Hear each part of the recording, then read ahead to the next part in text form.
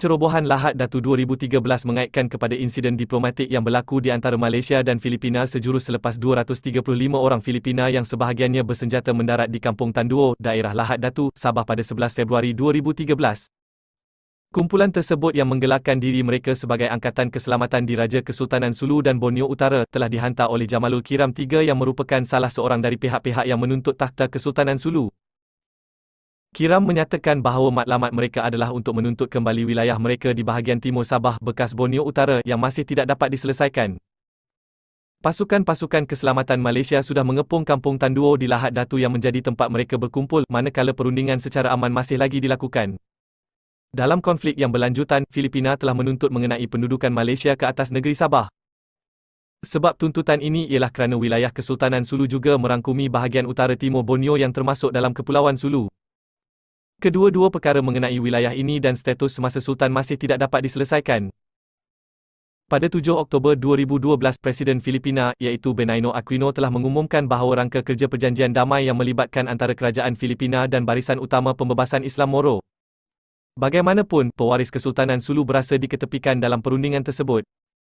Sebagai tindak balas, Sultan Jamalul Kiram III mendakwa dirinya menjadi pewaris sah kepada takhta Sulu. Beliau telah menetapkan pada 11 November 2012 bahawa kontingen awam dan tentera harus menuntut hak-hak wilayah di Borneo Utara. Oleh itu, beliau telah melantik saudaranya dan Raja Mudah Pewaris atau Putera Mahkota Abimuddin Kiram untuk memimpin kumpulan tersebut. Beberapa bulan selepas 11 Februari 2013, Abimuddin Kiram dan seramai 100 pengikutnya tiba di Kampung Tanduo, Lahad Datu, Sabah dari pulau kejiranan iaitu Pulau Simunul, Tawi-Tawi di selatan Filipina.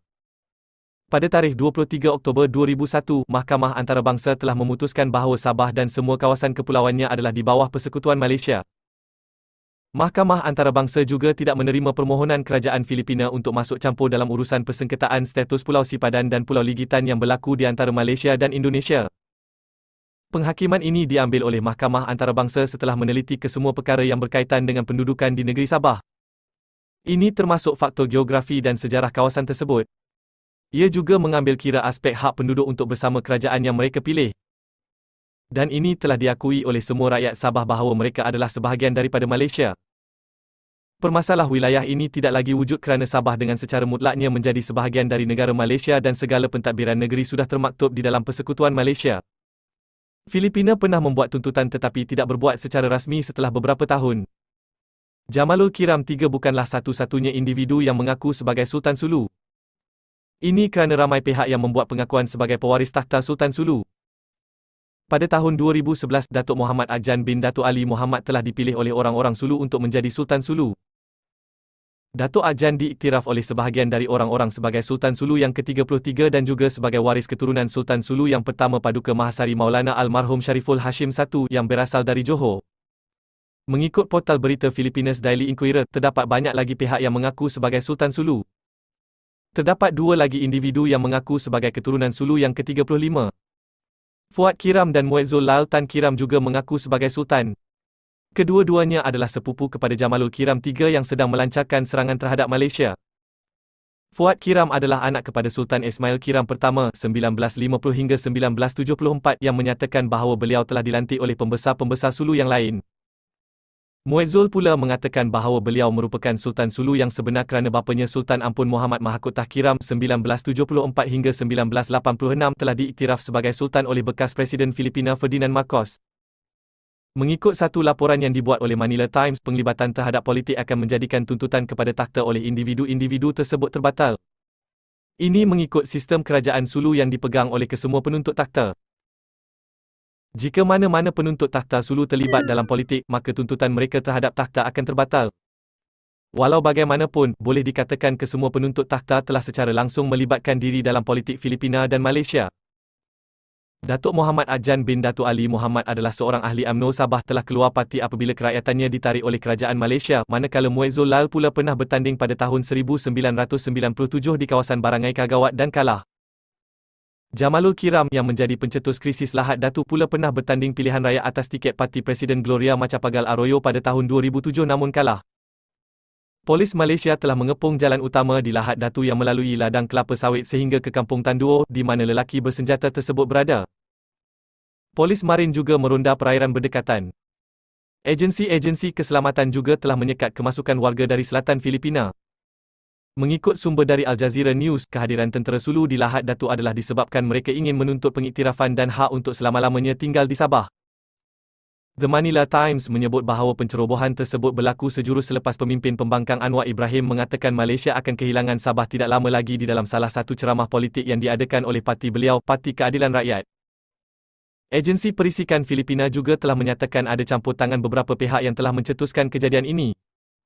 Salah satu pihak yang dikenal pastinya adalah Anwar Ibrahim.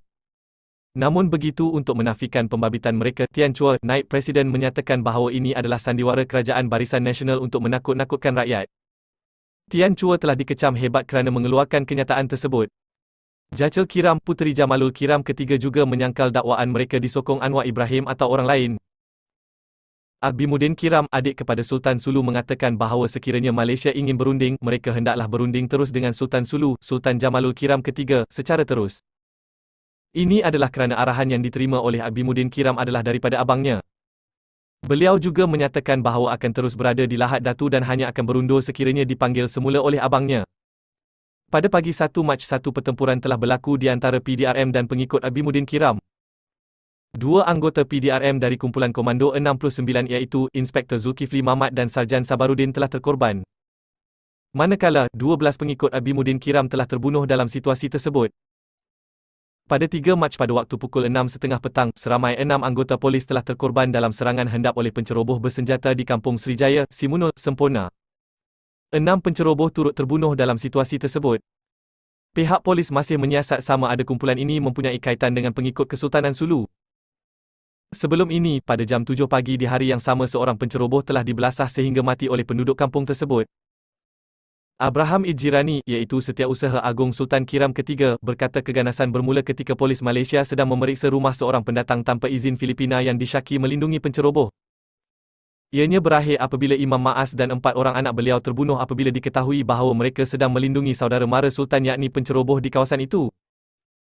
Menurut Ketua Polis Negara, Ismail Omar, seramai 10 individu yang dipercayai mempunyai kaitan dengan tentera penceroboh telah dikesan memasuki kawasan Kampung Long Malong dan Kampung Dasar Lama di kuna antara Lahad Datu dan Semporna. Kerajaan Malaysia telah mula menggandakan bilangan polis dan tentera dengan menggerakkan pegawai Regimen Askar Melayu Diraja.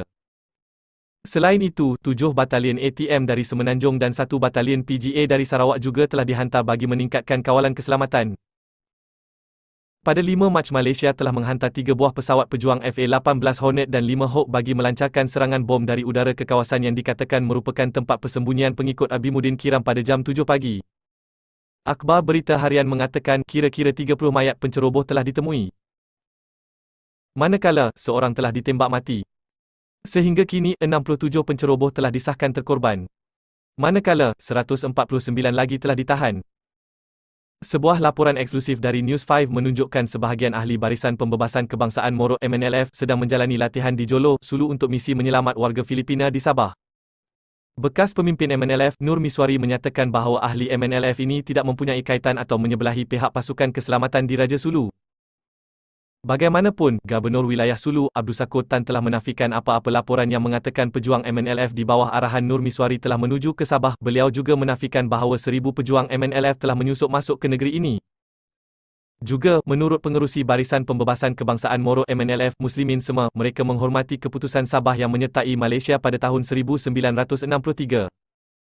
Beliau juga mengatakan beliau pernah melawat Sabah pada tahun 1973 dan menyaksikan sendiri kegembiraan yang dinikmati oleh rakyat negeri itu dan menambah bahawa beliau juga mempunyai ramai saudara mara di negeri tersebut. Murad Ibrahim selaku pengerusi Barisan Pembebasan Islam Moro MILF yang juga merupakan kumpulan pemisah terbesar di Filipina telah menyatakan bahawa MILF tidak terlibat langsung dengan konflik ini.